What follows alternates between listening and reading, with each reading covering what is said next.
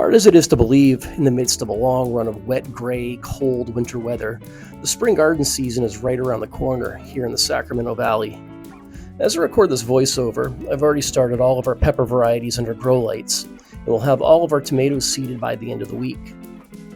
This year, my primary garden goal is to boost yields over last summer, hopefully outdoing the almost 500 pounds of produce we grew in that season.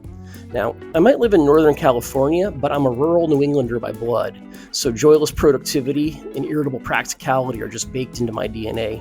There's simply no room for novelty in my garden. While I am trying a few experimental new varieties this year, most of my garden space will be devoted to paste tomatoes for the purpose of canning and preserving as much homemade tomato products as possible. That stuff goes so fast. It's not quite February and we're out of sauce and down to our last 2 jars of salsa. We've been having to buy this stuff from the grocery store again, and that's simply unacceptable.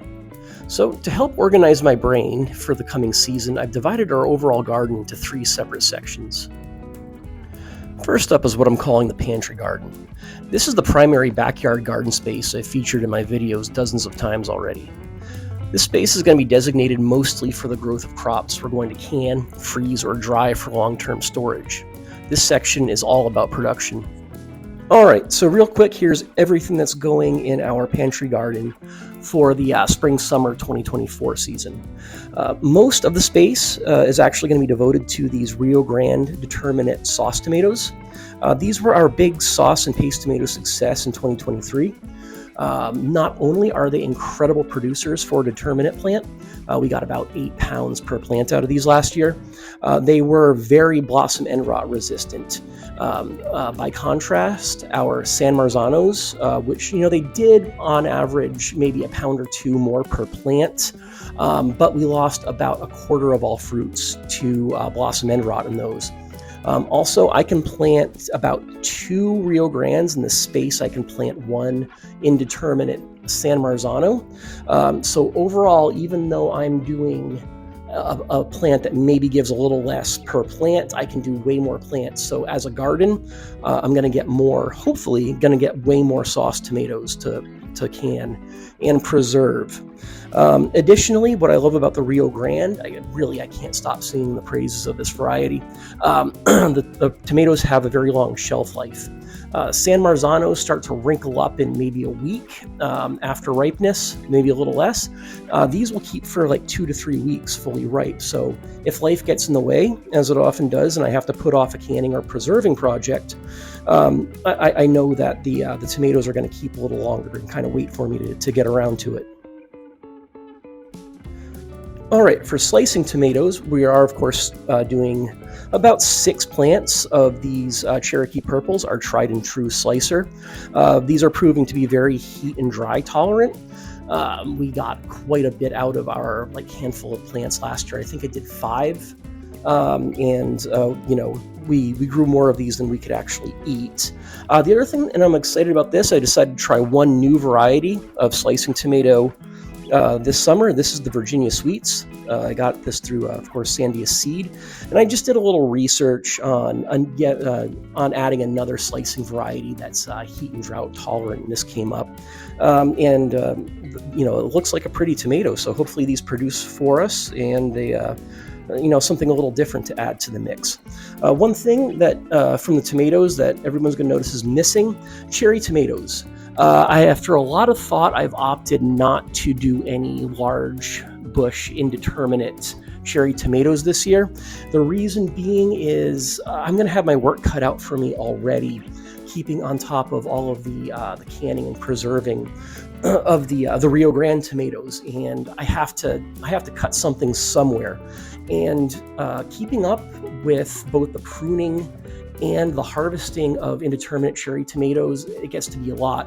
And honestly, we can never use all of the cherry tomatoes that we produce from those. I can dry some of them, but I still have bags of dried tomatoes left from the last season.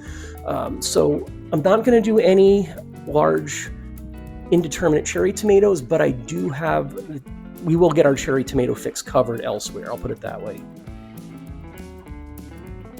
All right, cucumbers. So for the pickling variety, I'm going to stick with these Boston pickling cucumbers, and I apologize. A lot of these seeds are really seed packets are really beat up. I had these going a couple of seasons now, but these did well for us last year, so I'm going to do a few of these.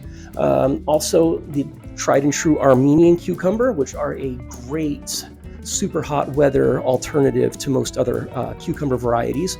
I'm doing a reduced number of both of these. Again, we still have like a fridge full of dill pickles left over from last season. So I don't know how much more I can accommodate of those. And we didn't quite use every Armenian cucumber that we grew. Luckily, the chickens love them too. So I'm cutting down on the number of cucumbers, and I'm devoting much of that space to our yardlong / asparagus beans. You can see I have some that came from recovered seeds from crop years past, and I bought a few more from Johnny's. They have them labeled as Python, but the Latin name, it's just a yard-long asparagus bean. The reason that I do asparagus beans instead of a more standard green bean is, of course, like everything else, heat. Most green bean varieties, true green beans, they don't like it once sustained temperatures are in the 90s or better. And God knows we get enough 90s and better from like May to November. And they're prolific producers in the heat. They don't seem to require quite as much water as regular green bean varieties. In the past, when I grow them in a good spot, I put them in a terrible spot last year and they didn't do well. But when they are put in a nice sunny spot, each plant will yield just a ton of these awesome 12 to 15 inch long bean pods. And you can cook them up the same way as green beans. They taste similar, not exactly the same, but they're still excellent, and I highly recommend them. All right, on to my winter squash selection for this year. The new one that I'm doing is called Black Futsu. I'm going to put a picture up here. Hopefully it doesn't get me a copyright strike. I mean, it's technically a free marketing, so I don't think anybody's going to make too much of a fuss. All right, so here's the Black Futsu. It's a Machada variety in the same family as, it's basically a kind of butternut squash is what it is. The plants are supposed to be very high yields. I know that Machada varieties do very well in hot, dry conditions. So I wanted to give these a try just to do something a little new and fun on the winter squash front. And the other thing that I'm going to do is my Hubbard squash hybrid that popped up in a volunteer manner last year, and I rolled with it. I'm fairly certain these squash are a cross between the sweet meat Hubbard variety I was growing in 2022, along with a golden nugget squash, which is a small bush variety, which I'm also quite fond of. But I really like the way these looked, and they tasted great too, so I saved some seeds, and I'm going to give them another try in 2024. Next, of course, I'm going to do plenty of bell peppers. Between the patio kitchen garden and the pantry garden, I have room for maybe a dozen plus of these. So a little more actually than I did last year. We used these way more than we expected. So I'm going to try for more this year. And of course, I say this, it's kind of counting my chickens before they hatch. When we're dealing with, living things of any sort, things can really fail. There's unfortunately so many things that can come along and just really ruin your plans as a gardener. So I'm trying to stay positive while also, hoping for the best, expecting the worst kind of is my approach to gardening. Trying eggplant again. Historically, we've really struggled with eggplant for some reason. I'm not sure why. Often we have just very stunted eggplant fruits, or nothing actually, produces fruit at all. So I researched a specific heat-loving variety. This is called Orient Express. So I'm going to do, just a limited trial number of those this year, see if I can get it to work. If it's successful, do a little bit more next year. We love eggplant, but we've just always sucked at growing it for some reason. Finally, first time in a few years, whoops, dropped it there. I'm going to try some sweet corn just in pots and small containers around the yard. Small variety. My experience with sweet corn is that even in an urban setting like we're in, or an ex-urban, outskirts of a major city, I'm fairly sure that the raccoons will get it the night before I decide to harvest it. Living rural, either the deer or the raccoons will get it. Some critter is going to raid your corn right before it's ready for your own consumption. That's just how it goes. Two things not pictured that I also either have already going in my pantry garden or will have going. Sweet potatoes. I got about 35 pounds of sweet potato last year. I want to up that a little bit. That's a staple in our house. We eat a lot of sweet potato. Same thing with standard potatoes. I'm actually on my second round of Yukon Gold potatoes out there right now. The first round, the round I planted in October, were kind of lackluster before the frost killed everything. Got some out of that, but about January 1st, I planted a second round of chitted potatoes that I'm hoping to coax through until May or June to get a decent harvest out of that as well. All right, next up for new garden zones is a kitchen garden we're going to set up in large containers here on our back patio. Here we're going to grow a variety of the veggies that we most commonly use when throwing a meal together. Here's what I have planned for our patio kitchen garden that we're going to set up in containers.